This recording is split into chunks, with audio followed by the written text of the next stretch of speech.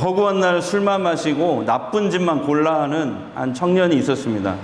그 행실을 보다 못해 참다 못한 목사님 어느 날 그 청년을 불렀습니다. 그리고 점잖게 꾸짖었습니다. 난 우리가 천국에서 서로 못 만나게 될까봐 몹시 두렵다네. 그러자 그 청년이 정말로 걱정스럽다는 표정으로 목사님께 대꾸했습니다. 아니 목사님 대체 무슨 짓을 하셨길래 그러세요? 저 지금 유머한 겁니다. 지금. 또 그 목사님이 이제 주일학교에 가셨답니다. 주일학교에 가셔서 아이들에게 설교를 했대요. 여러분 모두 회개해야 됩니다. 그리고 목사님 한 아이에게 물었대요. 거기 말씀 잘 듣는 어린이 회개하려면 먼저 어떻게 해야 되죠? 그 어린이 대답합니다. 예, 먼저 죄를 지어야 됩니다. 이번에도 유머한 거예요, 지금 여러분. 자, 요즘에는 옛날에 비해서 눈물을 흘리는 성도들이 좀 적어진 것 같습니다. 과거보다 교회가 이제 재정도 늘어났고 건물도 화려하고 그다음에 교회 안에 사회적으로 이렇게 높으신 분들도 많아졌지만 회개의 눈물은 좀 메마른 듯 합니다. 여러분 그 이유가 뭘까요? 회개할 죄가 예전보다 적어서일까요? 아니면 예전보다 성도의 삶이 더 경건해져서 그럴까요? 또 어떤 분은 저에게 솔직히 이렇게 고백하더라고요. 아, 목사님 회개할 때는 눈물 콧물 다 쏟고 하나님 잘못했어요. 용서해 주세요. 다시는 안 그럴게요. 그래 놓고 뒤돌아서면 다시 똑같은 죄를 저지른다는 거예요. 자기가. 그래서 또 마음에 찔리면 어느 날 또 회개하고. 그래서 그런 악순환이 된다는 거죠. 너무 괴롭다는 거예요. 목사님 이거 회개라고 할 수 없는 거죠? 이렇게 묻더라고요. 여러분 어떻게 생각하십니까? 자, 성경이 말하는 진정한 회개란 무엇일까요? 자, 오늘 우리가 읽은 본문 말씀이 그걸 아주 잘 가르쳐 줍니다. 진정한 회개가 뭔지, 어떻게 회개가 일어나는 건지 아주 잘 보여주고 있어요. 자, 오늘 말씀은 최초의 교회가 탄생하던 날 일어났던 그런 사건입니다. 예수님은 승천하시면서 내가 떠난 뒤 곧 성령을 보내시겠다 이렇게 말씀하셨죠.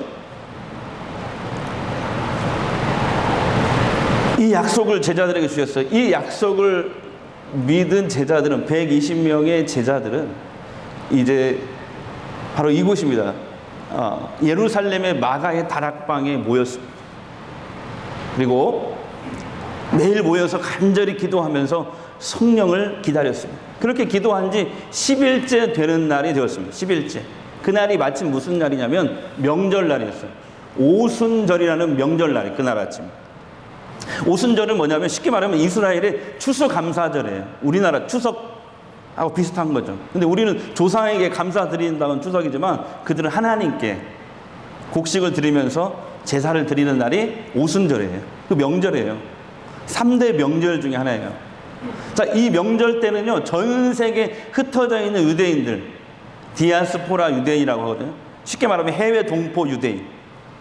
우리나라도 세계 흩어진 디아스포라 한인들이 있잖아요. 미국에도 있고, 뭐, 브라질에도 있고, 뭐, 한인들이 있잖아요. 그 사람들이 명절 때 이렇게 한국으로 오는 것처럼 이렇게 예루살렘으로 반드시 돌아오는 것이죠. 명절을 지키려고.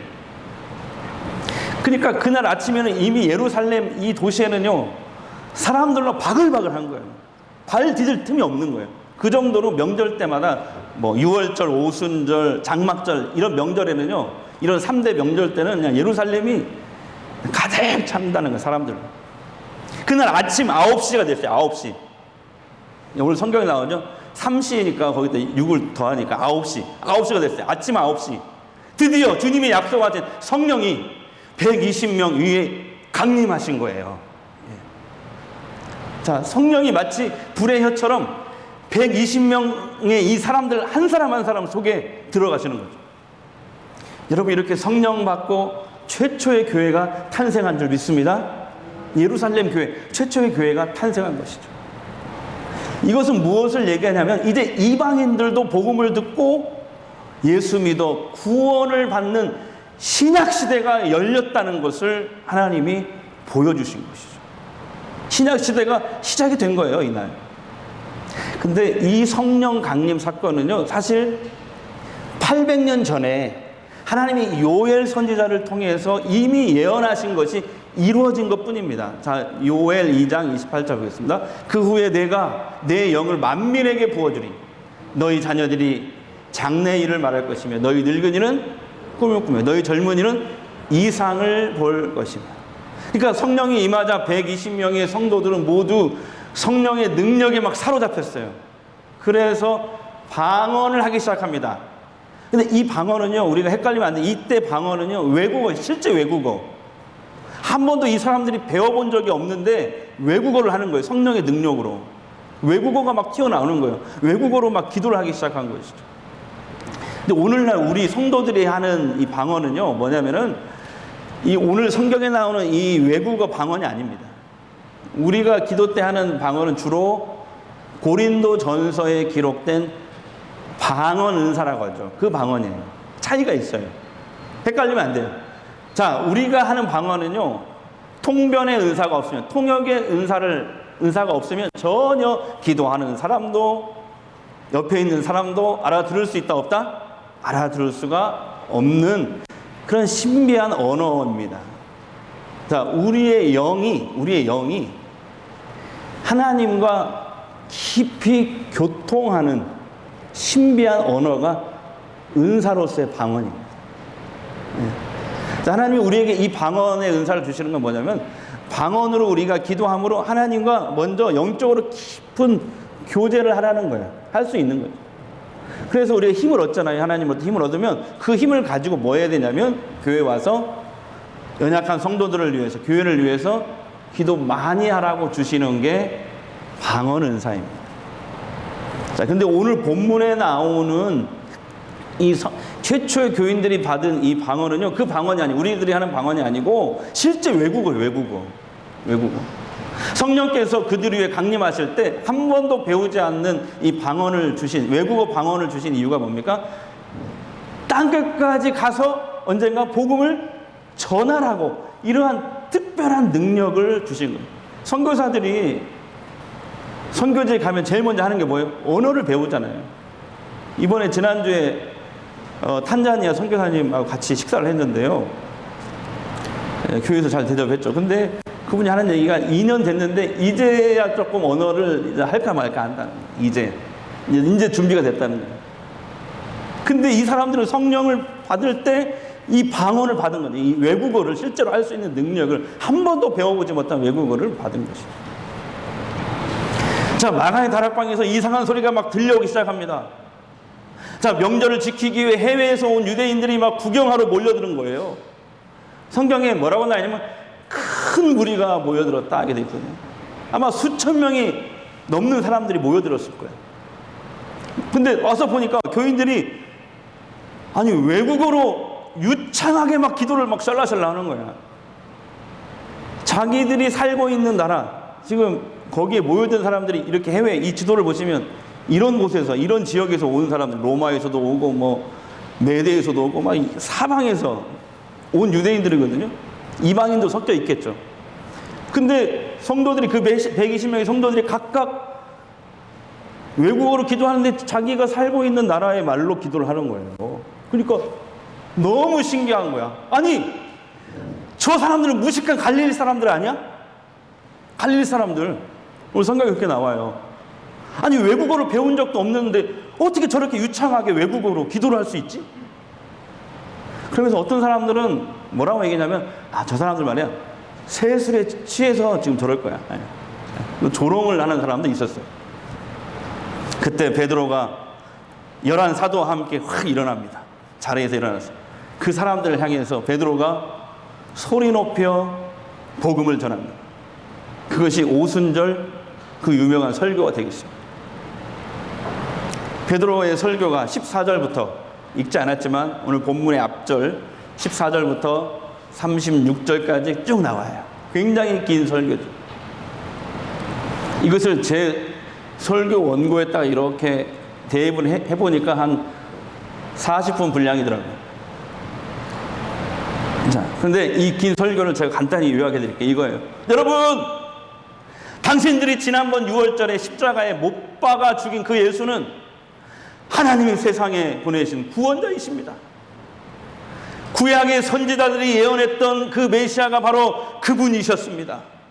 그런데 여러분과 지도자들은 하나님이 보내신 그 메시아를 알아보지 못하고 오히려 십자가에 못 박아 죽였습니다.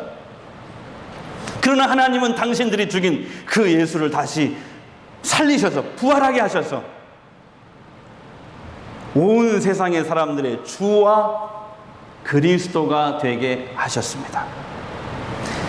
바로 우리들이, 여기 있는 사람들이 바로 우리들이 이 모든 것을 다 지켜본 증인들입니다. 이렇게 지금 설교를 하는 것이죠. 베드로가 이렇게 설교를 마치자 설교를 들었던 유대인들의 반응이 어떤 반응을 보였을까요? 자, 본문 37절입니다. 한번 보겠습니다. 시작. 그들이 이 말을 듣고 마음에 찔려 베드로와 다른 사도들에게 물어 이르되 형제들아 우리가 어찌할꼬. 자, 다 같이 마음에 찔려 우리가 어찌할꼬. 우리가 어찌할꼬. 그러니까 복음을 들었던 그 수천 명의 마음 속에 회개가 일어난 거예요. 말씀을 들으면서 자신들이 얼마나 하나님 앞에 큰 죄인이었는지 깨닫게 된 거예요. 그동안 하나님을 섬긴다고 했는데 오히려 하나님의 원수가 되는 짓을 한 거잖아요. 하나님이 보내신 메시아를 죽였잖아요. 그들은 마음의 변화뿐만 아니라 형제들아 우리가 어찌할꼬. 우리가 어떻게 하면 되겠습니까? 행동의 변화까지 일어난 거예요. 마음의 후회뿐만 아니라 행동의 변화. 여러분 그렇습니다. 성경이 지금 말하고 있는 진정한 회개가 뭐예요? 생각 속에 후회로 그치는 게 아니고 바로 행동의 변화까지가 회개인 줄 믿습니다. 그러니까 여러분 진정한 회개가 일어나면 하나님과 원수되었던 그 자리를 떠나는 거예요. 불순종했던 그 자리를 떠나는 거예요. 하나님이 기뻐하는 자리로 돌아오는 거예요. 순종의 자리로 돌아오는 것이 이게 회개죠. 우리가 어찌할꼬? 이 질문에 베드로가 이렇게 대답합니다. 자, 38절입니다. 함께 읽겠습니다. 베드로가 이르되 너희가 회개하여 아까 예수 그리스도의 이름으로 세례를 받아 주의 사함을 받아 그리하면 성령을 선물로 받으라.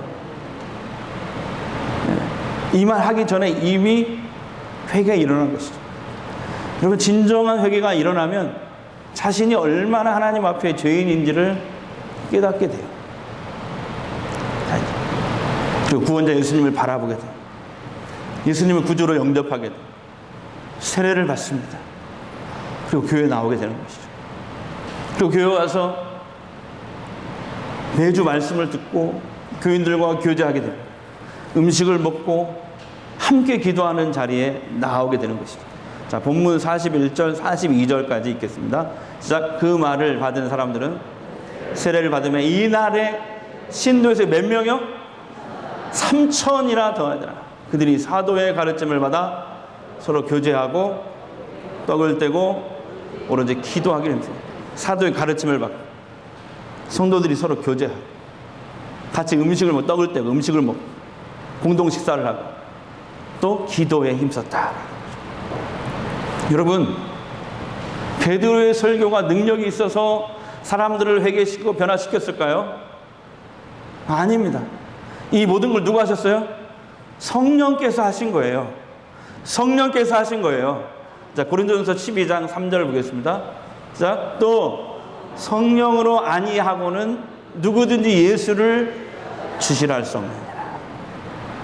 그러니까 말씀이 선포될 때 성령께서요 듣는 사람들의 마음 속에 성령의 빛, 전문 용어로는요 성령의 조명을 비춰주셨다. 이렇게 얘기합니다.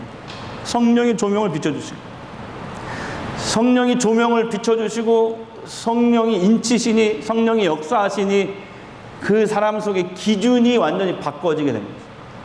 그 전까지는 내가 삶의 중심이었어요. 내 자아가 중심이고 내 판단이 항상 옳았어요. 내가 기준이고, 그래서 내가 남을 정죄하고 비난하는 것이죠. 자기 눈에 들보는 보지 못하고 남의 눈에 티끌만 커 보이는 거예요. 내로남불이었어요. 내가 하면 로맨에서 남이 하면 불륜. 그렇게 된 거예요. 성령이 역사하기 전에는 조명을. 그러나 말씀을 들을 때 성령의 조명이 비춰지니까 내 자아의 중심이, 내 자아가 아니라 중심이 바뀌어버린 거예요. 하나님 말씀으로 중심이 바뀌어진 거예요. 하나님 말씀이 중심이 되고 기준이 된 거예요. 그래서 자기 자신부터 말씀 앞에 철저하게 세우게 된 것이죠. 이런 역사가 일어난 거예요. 내로남불이 아니라 이제는 내불남노로 바뀌게 된 거예요, 기준이. 네. 그래서 저는 매일 새벽 기도할 때마다 항상 이 기도를 꼭 하는데요. 부족한 종이 전하는 말씀이라도 성도들이 그 말씀을 들을 때 하나님 성령의, 그 시간에 성령의 조명을 비춰주시옵소서. 성령의 조명을 비춰주시옵소서. 그 기도하거든요. 여러분도 예배 전에 꼭 이 기도를 하셔야 돼요. 나에게 성령의 조명을 비춰주시옵소서. 말씀을 들을 때 주신 말씀 바로 깨닫게 하시고 내가 변화되게 도와주시옵소서. 여러분, 그러므로 진정으로 성령이 역사하면요, 오늘 말씀이 보여주는 것처럼 반드시 회개의 역사가 일어납니다. 회개는 성령님의 사역이에요.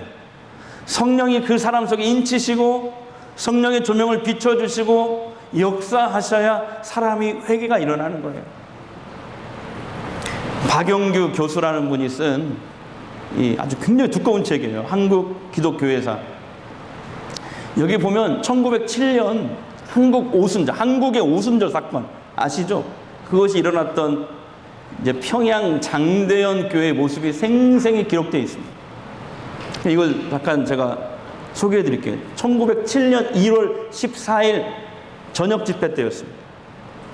성령 충만하여 말씀을 전하던 길선주 장로님이, 목회자가 부족했던 시대이기 때문에 길선주 장로가 갑자기 성령 충만해서 말씀을 전하다가 갑자기 회중 앞에서 자신의 죄를 공개적으로 고백을 합니다. 이분이에요. 이렇게 설교를 하는 거예요. 사람들은 나는 아간과 같은 자입니다. 나 때문에 하나님의 축복을 주실 수 없는 것입니다. 내가 약 1년 전에 내 친구 중에 한 사람이 임종시에 나를 불렀습니다. 자기 집으로 불러서 말하기를, 길장로, 나는 이제 이 세상을 떠날 것 같으니 내 재산을 잘 정리해 주세요. 내 아내는 셈이 약하오. 당신이 대신 잘 재산을 정리해 주시오. 그러나 나는 그 미망인의 재산을, 당시에는 굉장히 큰 돈이었을 것 같아요. 미화 $100를 사취했습니다. 나는 그동안 하나님의 일을 방해해온 것입니다. 내일 아침에 그 돈 전액을 내가 그 미망인에게 돌려드리겠습니다. 길선주 장로가 회개 고백을 하죠. 갑자기 거기 모인 사람들도 눈물을 흘리기 시작합니다. 여기저기에서 통곡 소리가 막 나기 시작합니다. 마치 있잖아요, 뇌관에 불을 붙인 것처럼 성령의 강력한 임재가 있었고 회개의 역사가 그때 일어났다고 기록되어 있어요. 그때 이 부흥의 주역들입니다. 이 회개가, 이 교회에서 시작된 회개가 전국으로 퍼져나갔던 거예요. 이 사건이 바로 세계 교회사에 빛나는 한국의 오순절 사건, 바로 1907년 평양 대부흥 운동이 되겠습니다. 그곳에 참석했던 한 선교사가 훗날 이렇게 증언하였습니다. 그날 한국인의 기도 소리가 마치 하늘 보좌를 향해 표효하는 것 같았다. 이렇게 증언을 하였습니다. 그렇습니다. 진정한 성령의 역사는 우리를 자신을 하나님 말씀 앞에 세웁니다. 그리고 회개하게 합니다. 다 같이 성령은 회개하게 하신다.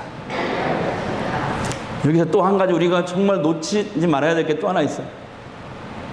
성령께서 3,000명을 회개시키고 구원시키는 놀라운 이 역사를 일으킬 때, 이 구원의 역사를 일으킬 때 성령 충만한 베드로를 사용하셨다는 것입니다. 베드로는 성도들과 함께 기도하다가 성령을 받았습니다. 그리고 성령의 능력에 사로잡혀서 그렇게 성령 충만해서 복음을 전하였던 것입니다. 성령께서 그 베드로를 통해 사람들을 변화시킨 것이죠. 그러므로 여러분, 성령은 기도하는 사람, 성령 충만한 사람을 통해서 일하십니다. 저와 여러분도 기도하는 사람이 되십시오. 성령 충만한 사람이 되십시오. 그래서 주님께 쓰임받는 그런 인생이 되시기를 축원합니다. 자, 아까 서두에서 말씀드린 질문요, 그 성도가 질문한 거, 회개해 놓고 얼마 못 갑니다. 또 얼마 못 가서 또 똑같은 죄를 짓습니다. 왜 이렇게 회개가 힘들어요? 이거 회개 아니죠? 저한테 막 괴롭다고 하면서 저한테 얘기를 하고, 주일학교 학생 하나도 전도사님한테 똑같은 비슷한 질문을 했대. 오라, 그 주일학생이 오라, 나는 공부한 자로다. 그런 고백을 했다는 거예요. 여러분, 죄를 반복하지 않는 것, 이거 진정한 회개가 맞습니다.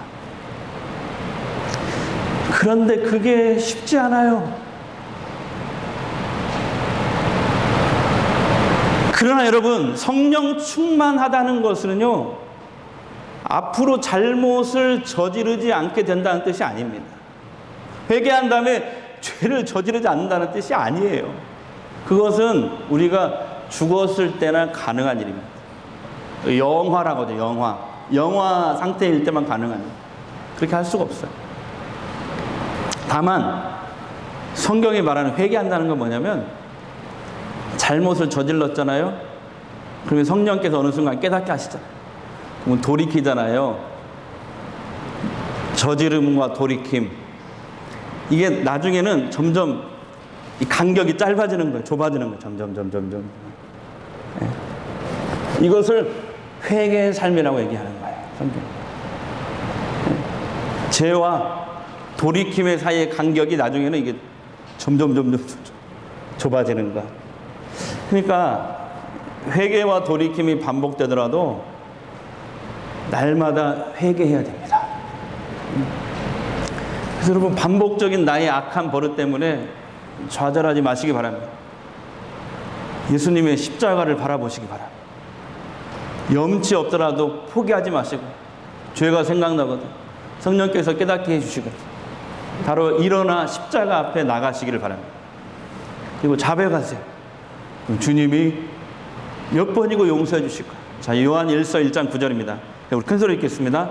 만일 우리가 우리 죄를 자백하면 그는 미쁘시고 의로우사 우리 죄를 사하시며 우리를 모든 불의에서 깨끗하게 하실 것이다. 여기서 조심해야 될 게 있어요. 자, 어떤 이단들은요, 가끔 이 현수막 붙죠. 죄사함, 거듭남의 비밀, 이런 거 현수막 붙여놓고 사람들을 그 집회에 막 끌어모읍니다. 이단입니다. 비성경적인 회개와 구원을 가르치거든요. 핵심이 이거예요. 일단 그 사람들 가르치는 게 이거예요. 우리가 예수 믿고 구원받았으면 과거, 현재, 미래의 모든 죄가 다 용서받았기 때문에 더 이상 정죄함이 없고 회개할 필요가 없다. 반복해서 회개할 필요가 없다. 이렇게 주장하거든요.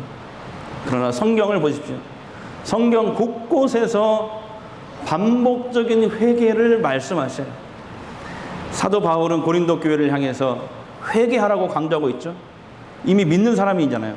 회개하라고 강조하고 있고, 부활의 예수님도 사도 요한에게 나타나셔서 계시록 2장 3절에 보니까, 2장과 3장에 보니까 책망받는 교회를 언급하시면서 빨리 회개하라. 속히 회개해야 그것이 사는 길이다. 이렇게 말씀하시고, 반복적인 회개가 필요 없다면 사도 바울이 예수님이 그런 말씀하실 필요가 없죠. 자, 그 다음에 변승우라는 분의 주장도 조심하셔야 됩니다. 그분은 이런 주장이에요. 그리스도인의 회개가 완벽해야지, 죄를 하나라도 회개하지 못하고 죽으면 지옥 간다. 회개를 완벽하게 해야 된다. 아니면 지옥 간다는 거예요. 여러분, 이것은요, 성도가 자신의 힘으로 회개를 완벽하게 해서, 그러니까 자신의 의로 구원에 이를 수 있다는 행위 구원론이에요. 행위 구원. 이거 비성경적인 거예요.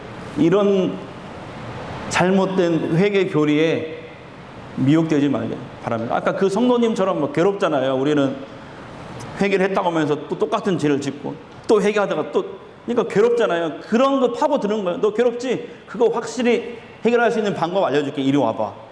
하면서 이단의 교리를 퍼뜨리는 것이죠. 우리 성경대로 믿읍시다.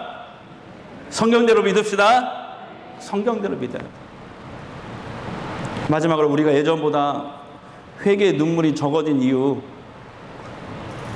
뭘까요? 딱 하나예요. 한마디로 성령 충만하지 못하기 때문에 그래요. 성령이 내 안에 계시잖아요. 믿으시죠?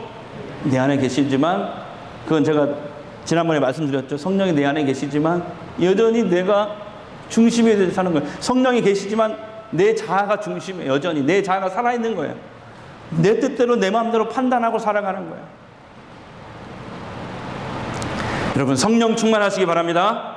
성령 충만하시기 바랍니다. 어떻게 성령 충만해요? 계속 강조하지만 성령은 인격의 영이에요. 우리가 사모하고 요청할 때 우리 안에서 역사하십니다. 성령의 다스림과 인도하심을 구하시기 바랍니다. 그러면 우리 안에 계신 성령이 여러분에게 성령의 그 능력을 부어주실 거예요. 덧입게 해주실 거예요. 베드로에게 하셨던 것처럼 성령의 능력에 사로잡히게 하실 거예요. 그래서 성령께서, 우리가 성령 충만하면 자신을 말씀 앞에 날마다 세우게 돼요. 다른 사람 얘기할 거 없어요. 자기 자신을 말씀 앞에 세우게 되고, 그 성령은 우리를 날마다 회개하게 하십니다. 이것이 진짜 성령 받은 사람의, 성령 충만한 사람의 모습인 줄 믿습니다. 날마다 자기 자신을 말씀 앞에 세우고 회개하는 사람, 이게 진짜 성령 충만한 사람이다. 할렐루야. 한 주간도 성령 충만한 여러분이 되시기를 바랍니다. 죄에서 자유를 얻게 합니다. 우리 찬양 박수 치며 찬양하겠습니다. 소리 신디 약간만 켜주세요. 죄에서 자유를 얻게 함은 보혈의 능력, 주의 보혈, 시험을 이기고 승리하니 참 놀라운 능력이로, 주의 보혈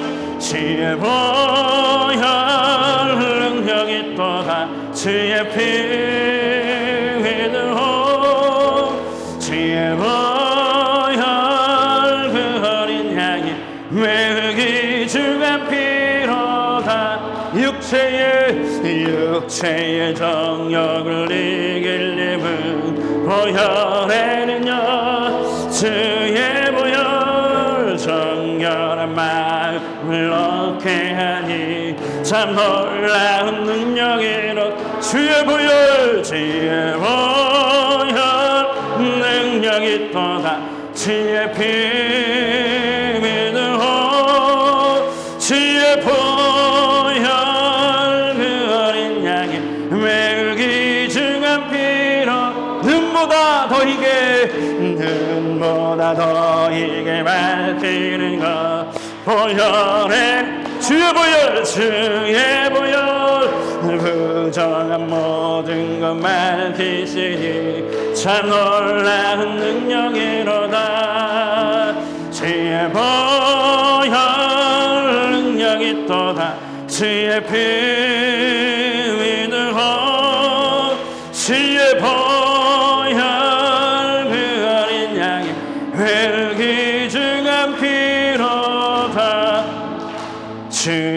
보혈 능력이 있도다. 주의 피 믿으오. 주의 보혈 그 어린 양의 매우 귀중한 피로다. 기도하겠습니다. 하나님, 베드로처럼 성령 충만케 하옵소서. 성령의 능력으로 덧입어 날마다 말씀 앞에 나 자신을 세워 고쳐 나가게 하는 회개가 있게 하옵소서.